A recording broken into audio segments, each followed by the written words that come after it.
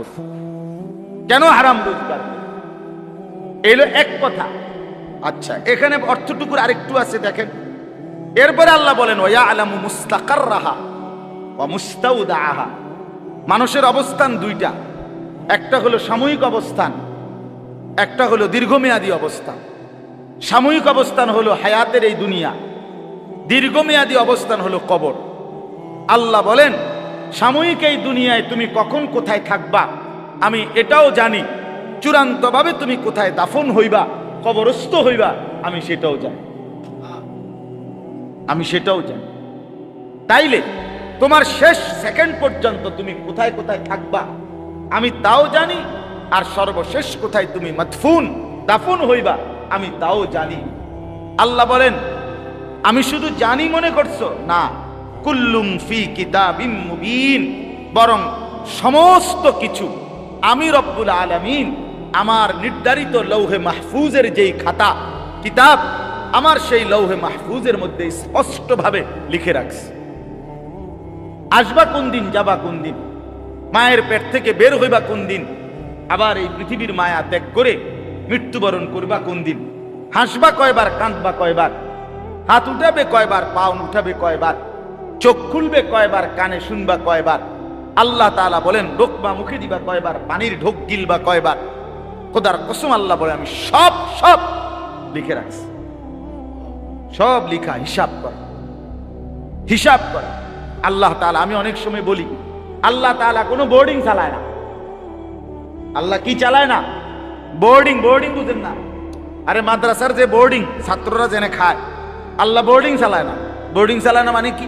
মানে বোর্ডিং এর সিস্টেম হইল, বোর্ডিং যিনি সুপার, যিনি বোর্ডিং বাবুসি অথবা বোর্ডিং এর হিসাব রক্ষক, উনি মাদ্রাসার প্রিন্সিপালের কাছে আইসা বলে হুজুর আজকে কিতা দিতাম, তো উনি জিগায় বাজারে কিতা আছে, আজকে তরকারি কি আছে, দুন্দুল আছে, তারপরে দিয়ে আপনার শসিন্দা আছে, লতসিম আছে, ঢেঁড়স আছে, আলু আছে, হ্যাঁ, তো দাম কেমন? তো দাম হুজুর মোটামুটি লতসিমটা একটু আলুর লগে মিলাইয়া দিলে খারাপ হইতো না, দামে ফসাইব, দাও এটা দাও। তাইলে বাজারে কি আছে এটার উপরে ভিত্তি কইরা তাৎক্ষণিক মশওয়ারা কইরা এমনি বোর্ডিং চালা।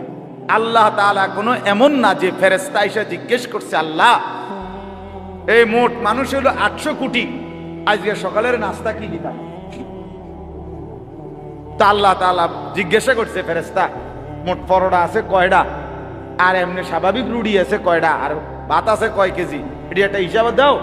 এরপরে ভাগ করে দিতে আছি যে পরোটা খাইব কয়জন, রুটি খাইব, এমনি হ্যাঁ এমনি এটি বোর্ডিং চালাইতে আছে নাকি?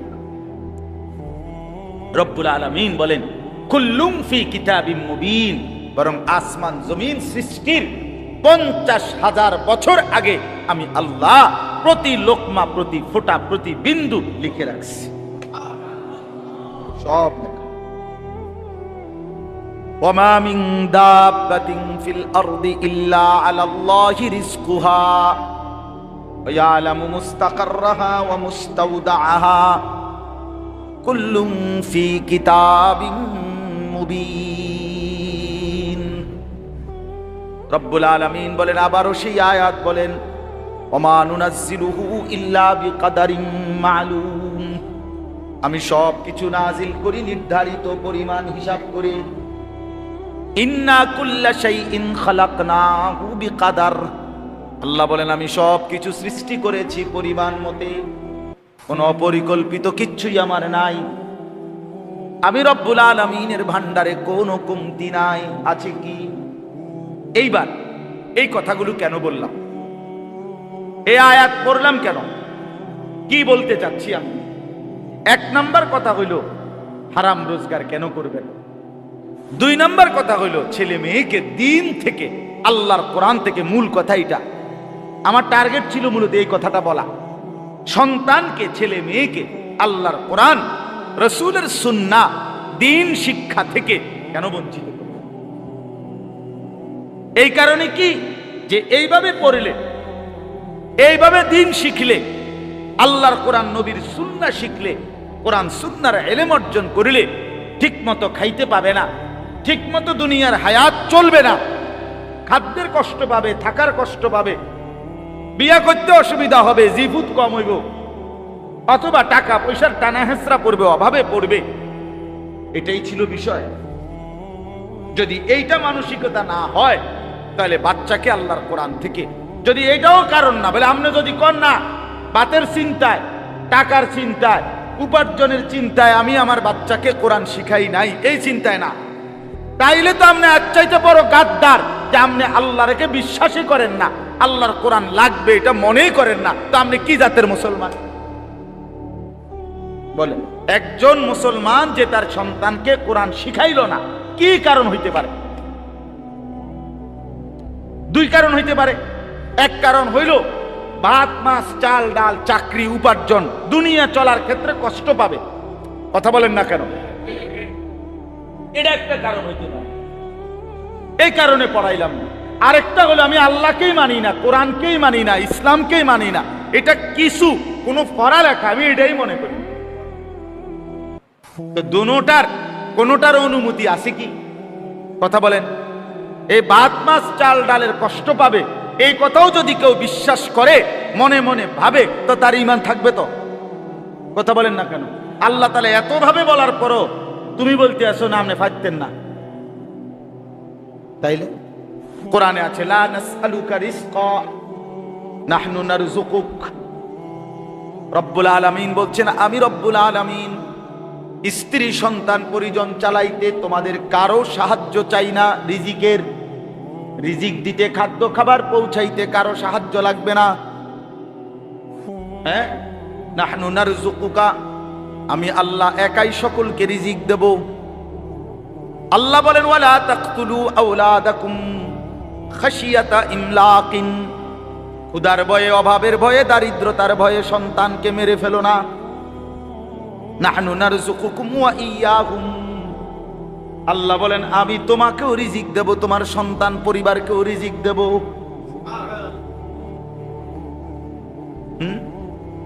তোমার দাদা মরছে আর তো তোমারে আমি রিজিক দিছি, তোমার বাপ মৃত্যুর পরেও তো আমি আল্লাহ তোমাকে কামাই রোজগারির ক্ষমতা দিয়েছি।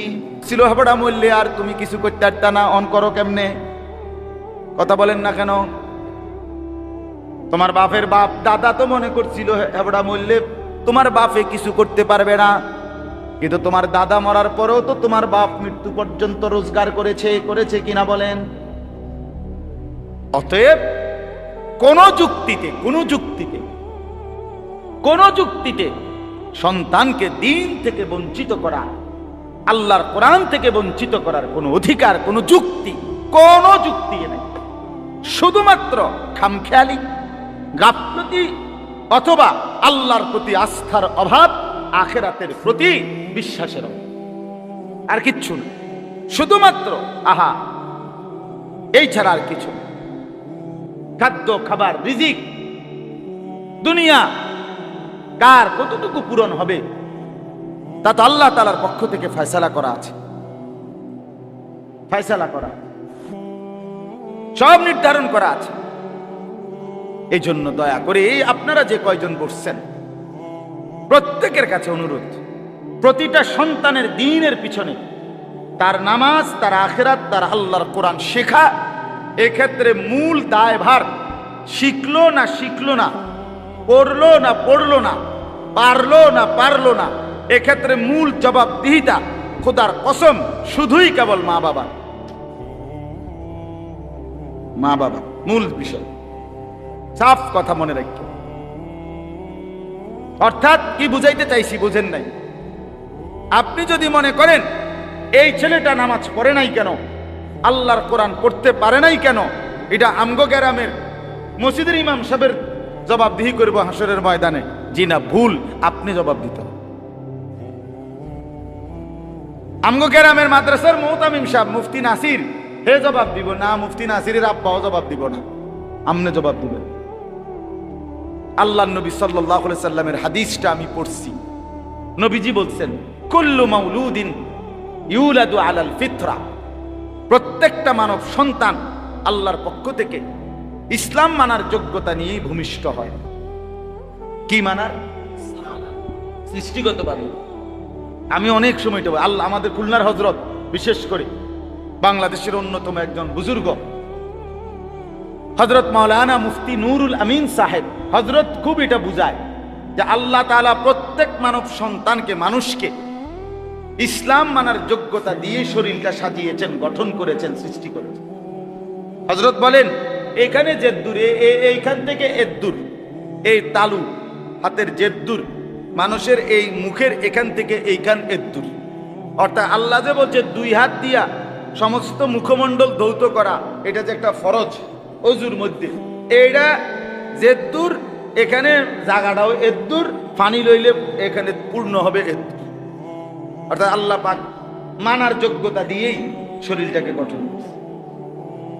হযরত বলেন যে নাকের নরম জায়গায় এই যে পানি পৌঁছানো ফরজ, গোসলের সময় ফরজ, এখন নাকের নরম জায়গায় পানি পৌঁছাইতে পানি লাগে জেদ্দুর, হাতের কোষ করলে হাতের মধ্যে পানি আটে এদ্দুর, সহজ হিসাব। আল্লাহ তাআলা বলছে তসবিহ পড়ো, নবী গুন্না বিভিন্ন সংখ্যা বলছে 33, 33, 34, কথা বলছে 100 বার, কখনো বলছে 10 বার, আছে না তসবিহ। এখন আমার তসবিহ নাই, সারাক্ষণ থাকার সুযোগও নাই, একটা মানুষের তসবিহ সারাক্ষণ নাও থাকতে পারে, কিন্তু আল্লাহ তাআলা তখন আমি যদি কই আমারে তো আল্লাহ তসবিহ পড়তে কইছে, নবী বলতে বলছে, এখন আমি পড়ার মতো কোনো যোগ্যতা আমার হাতের মধ্যে নাই, আঙ্গুলে, কারণ হইলো আমার এই আঙ্গুল দিয়ে এই আঙ্গুলে গুণা যায় না, এই আঙ্গুল দিয়ে এই আঙ্গুলে 33 বার আমি গুনে না। আল্লাহ বলে না না, আমি দেখছো না একটা আঙ্গুল বাঁকা করে দিছি, এইটা দিয়েই তো তসবিহ গোনার মতো যোগ্যতা দিয়েই আঙ্গুল সেটা, ইবাদতের যোগ্যতা দিয়ে আমি কি করছি, নলে 4টা আঙ্গুল এদিকে, এটা সমস্যা কি, এটা বেহা হয়ে গেল। আল্লাহ করে না বেহা হয়েছে, এটা কামে করছে, এটা অনর্থক নয়, এটা অনর্থক। হ্যাঁ, হিসাব করা, হিসাব করা। কুল্লু মাউলুদিন ইউলাদু আলাল ফিতরা, আল্লাহ তাআলা বলেন আমি রুকু সেজদার উপযুক্ত যোগ্যতা দিয়েই কোনই বা, কেন কোনই বাঁকা হয়, কেন কোমর বাঁকা হয়, কেন তুমি বসতে পারো, কেন তুমি শুইতে পারো, গরু কেন বসতে পারে না, ছাগল কেন সোজা হইতে পারে না, সাপ কেন সোজা হইয়া দাঁড়াইতে পারে না, এই গাছ কেন বসতে পারে না। হ্যাঁ, আল্লাহ বলেন কোন সৃষ্টি শুধু দাঁড়িয়েই থাকে, আমার কোন সৃষ্টি শুধু উপর হইয়াই আছে, গরু ছাগল, আমার কোন সৃষ্টি শুধু বসেই আছে, পাহাড়গুলো, আমার কোন সৃষ্টি শুধু শুয়ে আছে, যেই সমস্ত কীট পতঙ্গ মাটির সাথে লম্বা হওয়া সাপ বিচ্ছু এগুলো, কিন্তু তুমি দাঁড়াইতেও পারো, উপরেও হইতে পারো, বসতেও পারো, শুইতেও পারো।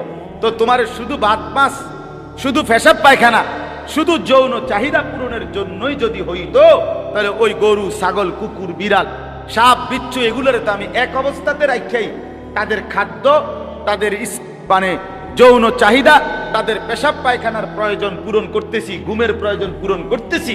তো তোমারে কেন আমি আল্লাহ 4 ভাবে বানাইলাম, দাঁড়াইতেও পারো, উপরও হইতে পারো, বসতেও পারো, শুইতেও পারো। রব্বুল আলামিন বলে শুধু ভাত মাছ চাল ডাল, শুধুমাত্র খাদ্য পানি আর ঘুম আর পেশাব পায়খানা আর যৌন চাহিদা পূরণের জন্য নয়, বরং আমার নামাজ, আমার সেজদা, আমার ইবাদত করার জন্য বানাইছি বলেই আমার ইবাদত নামাজের মধ্যে দাঁড়াইতে হয়, উপর হইয়া রুকু দিতে হয়, আত্তাহিয়াতুর জন্য বসতে হয়, সেজদা দিতে শুইতে হয়। এই জন্য আমি আল্লাহ শরীরের গঠনটাই এভাবে বানাইছি। নইলে তুমি নামাজ পড়বা কেমনে, নইলে তুমি রুকু দিবা কেমনে, নাইলে তুমি আত্তাহিয়াতুর জন্য বসবা কেমনে, নাইলে তুমি সেজদা দিবা কেমনে। হ্যাঁ, এই জন্য যেই সমস্ত অপদার্থ নামাজ পড়ে না, এগুলো মানুষও না, প্লাস্টিকও না। হ্যাঁ হ্যাঁ, আমি তো সবসময় বলি এগুলো যেগুলো বেনামাজি, যেগুলো বছরের পর বছর ফজরের নামাজ পড়ে না, 5 ওয়াক্ত নামাজ পড়ে না, এগুলোকে আফ্রিকার জঙ্গলে কিংবা সুন্দরবনের জঙ্গলে ওই জন্তু জানোয়ারদের সাথে শিফট করলেই ভালো ছিল। তারা ওদের সাথে থাকলে সবচেয়ে আরাম পাইতো, কারণ তাদের সমগোত্রীয় জাতি তারা পাইতো, তাদের মতোই প্রাণী তারা পাইতো। তারা তখন মজা পাইতো যে আমরা এমন এক জগতের সাথে আছি যেখানে কেউ সেজদা দেয় না, কেউ রুকু করে না, কেউ আজান দেয় না, এখানে কোনো নামাজ নাই। তাইলে একটা সুন্দর লাগতো যে আমরাও জানোয়ার, লগে থাকিও জানোয়ার, কিন্তু এইখানে তো মানুষ থাকে। আর আল্লাহ তাআলা মানুষকে তো বানাইছেন গোলামির জন্য, ইবাদতের জন্য। এই জন্য মানুষ সেজদা ছাড়া থাকে কেমনে? মুসলমান সেজদা ছাড়া থাকে কেমনে? হ্যাঁ বলেন মিয়া। এইখানে যে কয়জন আছেন, এই ছেলে পেলে তোমরা যে কয়জন আছো, তোমরাও মনে রাখো, জিন্দিগি মানে সদর বদন না, জিন্দিগি মানে মোবাইল না, জিন্দিগি মানে তামাশা। হ্যাঁ, আল্লাহ নবী সাল্লাল্লাহু আলাইহি সাল্লাম বুঝছেন তো। আমি যে উদ্দেশ্যে বলতেছিলাম,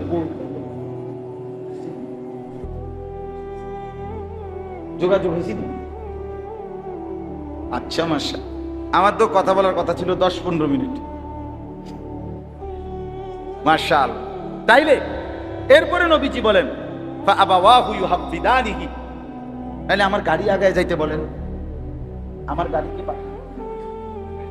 আচ্ছা, ফাআবাওয়াহু ইউহাব্বিদানিহি আও ইউনাসসিরানিহি আও ইউমাজ্জিসানিহি।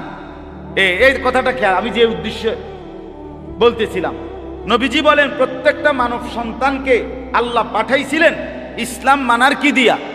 আরে কথা বলেন না। কিন্তু অতঃপর তার মা বাপ আবাওয়াহু, মা বাপ ওই বাচ্চাটাকে ইহুদি বানায় দিছে, অথবা খ্রিস্টান বানায় দিছে, অথবা অগ্নি পূজক বেঈমান বানায় দিছে। বেঈমান বেঈমান বেঈমান 24 ঘন্টায় বড় হাতেরে দেখাইছে, আব্বা আমার এই 60 বছরের হায়াত, 50 বছরের হায়াত, বিড়ি ছাড়া আমি কোনোদিন চলি না, কাজে আগুন ছাড়া কোনোদিন থাইকো না, আর আগুনের সাথে যেন তোমার গভীর সম্পর্ক থাকে, এই জন্য আমি মরলেও তুমি বিড়ি ধরাইবা। নাই তো কি, আগুনের সাথে পরিচয় করাই দিছে, আগুনের সাথে পরিচয় করাই দিছে। আমি থাকতো বাবা, আমি থাকতো ঘরে টেলিভিশন কোনোদিন বন্ধ হইতে দেই নাই। তুমি যদি আমার পুত্র হইয়া থাকো, আমার ঘরে বাপের মতো ফুথ, পুতের মতো বাপ, তাইলে তুমিও কোনোদিন আমার ঘরে টেলিভিশন বন্ধ হইতে দিবা না। হ্যাঁ হ্যাঁ, নারে কি, আর উনি তো জীবনে কোনোদিন টেলিভিশন বন্ধ করে যায় নাই, ওনার মৃত্যু পর্যন্ত তো প্রতিদিন কি চলছে? তাহলে উনি ওনার স্ত্রী, সন্তান, ছেলে মেয়ের জন্য কি এই সবক দিয়ে যায় নাই? এই সবক দিয়ে যায় নাই? বলেন তো। আপনি জীবনভর দাড়ি কাটলেন, আপনার সন্তান কি সবক নিবে? আপনি কি শিখায় গেলেন যে বাবা আমি জীবনভর ইহুদিদের মতো, খ্রিস্টানদের মতো নিজের চেহারা সুরতকে রাখছি, তুমিও কোনোদিন মুসলমানের সুরত ধরবা না, বেঈমানের মতোই ধরবা। তো নাই তো কি, নাই তো কি। আর নাই তো যে বাবা বিষয়টা কি এই, আমি চলতেছি বাবা বেঈমানদের মতো, তুমি হইবা জোনায়েদ বাগদাদির মতো, হেতে যদি কত এটা আমনে হইতে অসুবিধা কি? কথা বলেন না কেন?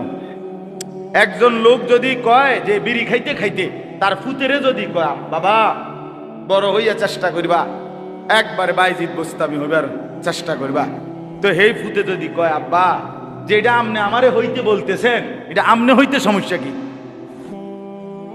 কথা বলেন না কেন? আমনের গায়ে একা সেটা সয় না, আমনে কা ভালো হইলেন না, আপনি কেন হারাম খাইলেন, আপনি কেন অবৈধ উপার্জন? তাইলে আমার বলার উদ্দেশ্য হইল ওই আগের কথা আবার মিলান।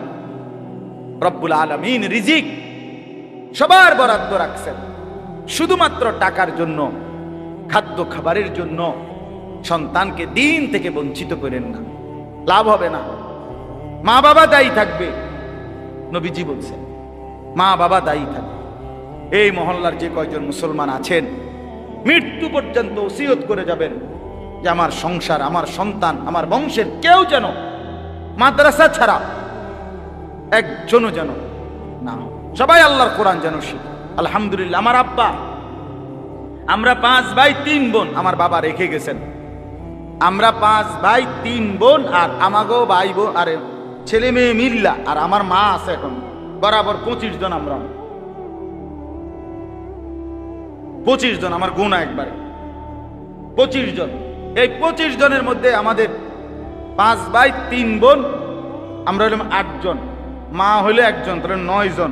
তাহলে 25 জনের থেকে 9 গেলে আর কত থাকে? 16, 9, 16 জন।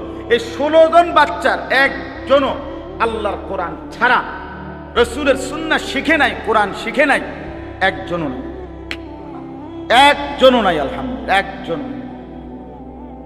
এবং আল্লাহর ঘরে এইবারও মক্কায় মদিনায় আল্লাহ যে কয়দিন রাখছে, এইবারও হজ্জে মালিকের কাছে তাওয়াফে তাওয়াফে আল্লাহর ঘরে বারবার এই দোয়া করছি যে আল্লাহ আমার খানদান, আমার বংশ যেন একজনও কোরআন ছাড়া না হয়।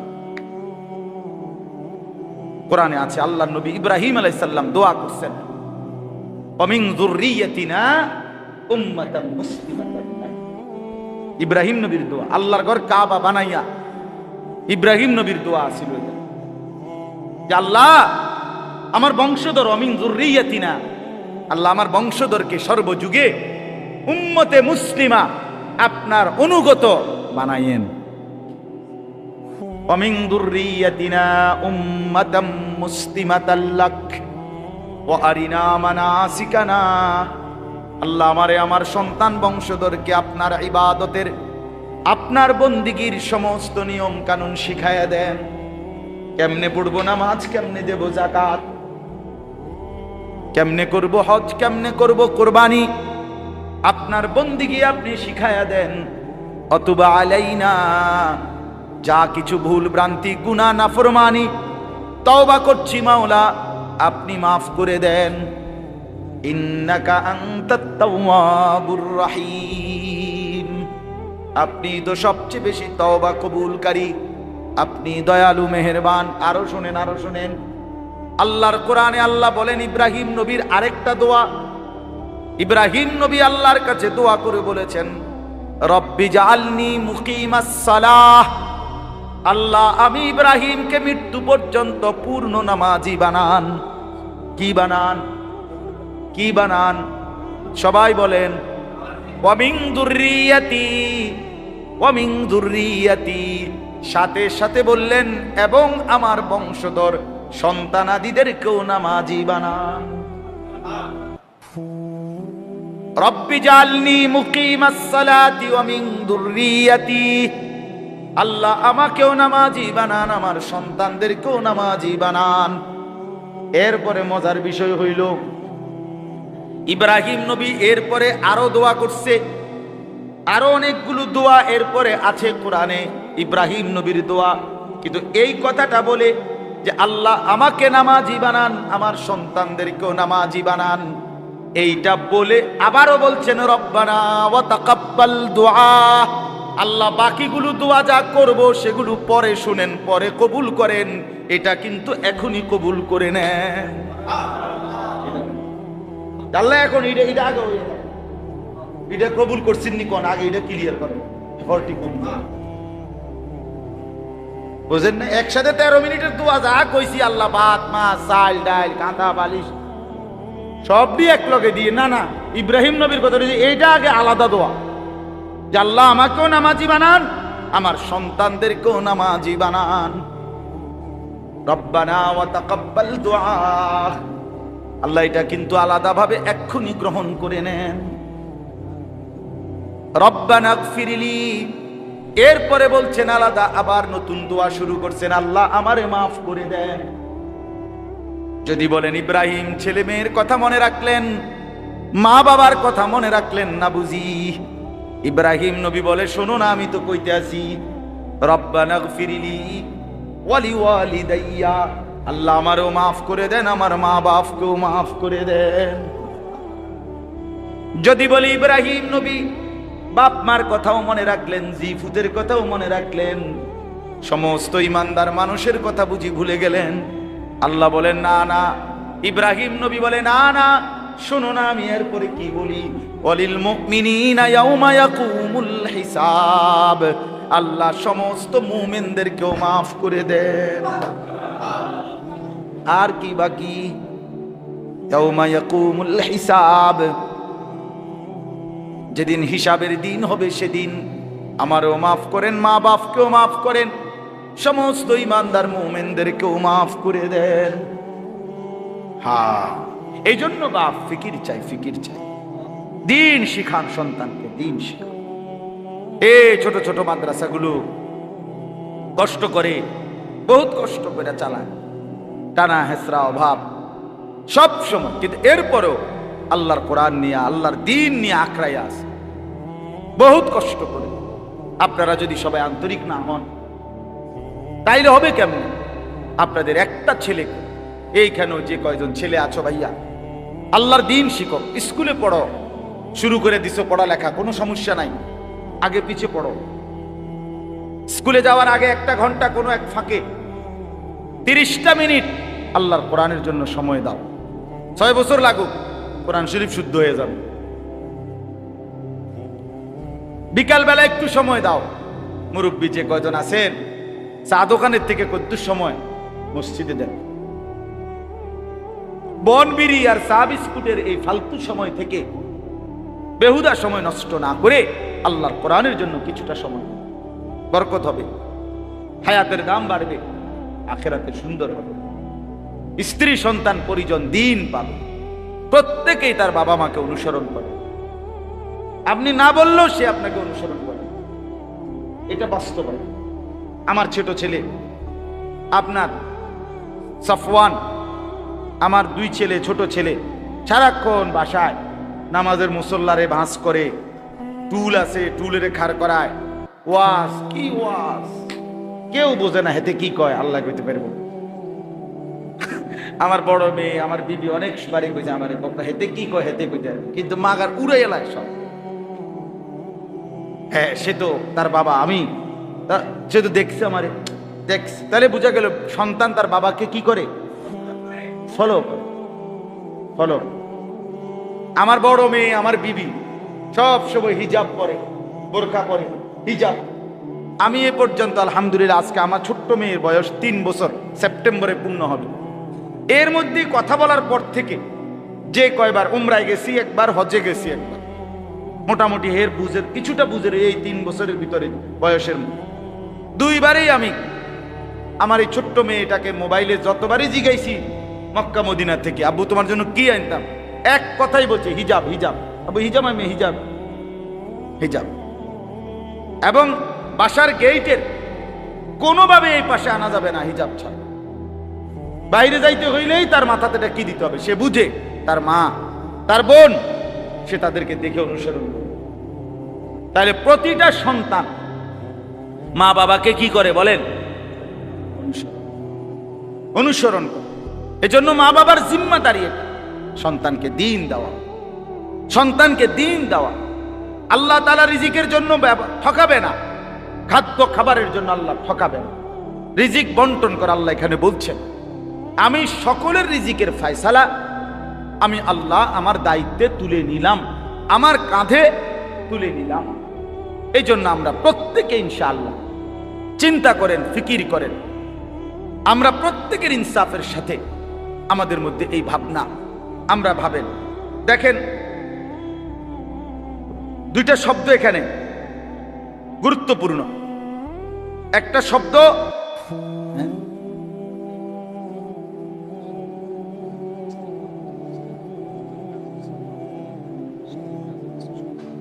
কি দিব,